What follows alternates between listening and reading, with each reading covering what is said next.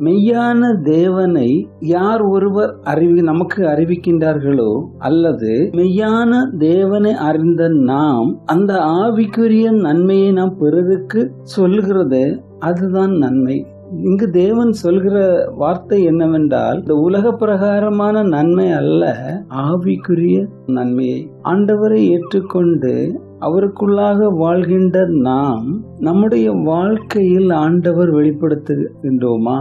என்னை பார்க்கிறவர்கள் இயேசுவை பார்க்கின்றார்களா? நம்முடைய செயல்களிலும் நம்முடைய பார்வையிலும் நம்முடைய வார்த்தையிலும் நம்முடைய வழிகளிலும் ஆண்டவராகிய இயேசுவினுடைய பிம்பம் பிரதிபலிக்கின்றதா? இல்லை, நம்முடைய இந்த வாழ்க்கையில உலகத்தினுடைய வார்த்தைகள், உலகத்தினுடைய பிம்பங்கள், உலகத்தினுடைய காரியங்கள் பிரதிபலிக்கிறதா? உலகத்தினுடைய காரியங்கள் பிரதிபலிக்கிறது என்றால் உலக பிரகாரமாகவே நாம் வாழ்கின்றோம். அவர்களை பார்த்துதான் ஆண்டவர் சொல்கிறார், நன்மை செய்கிறவன் ஒருவனும் இல்லை.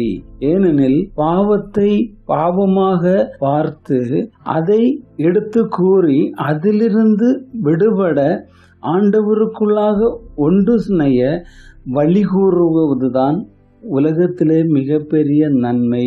ஒரு ஆத்துமா ரட்சிக்கப்படும் போது பரலோக ராஜ்யமே அது சந்தோஷப்படுகிறது என்று நாம் வசனங்களில் வாசிக்கிறோம். இன்னும் நாம் இந்த வசனங்களில் பார்க்கும்போது, ஏன் நன்மை செய்கிறவன் இல்லை என்று சங்கீதக்காரன் சொல்கிறான் என்றால், சங்கீதம் 53:1 தேவன் இல்லை என்று மதிகேடன் தன் இதயத்தில் சொல்லிக் கொள்கிறான். அவர்கள் தங்களை கெடுத்து அருவருப்பான அக்கிரமங்களை செய்கிறார்கள். 3வது வசனத்தில், அவர்கள் எல்லோரும் வழிவிலகி ஏகமாய் கெட்டு போனார்கள்.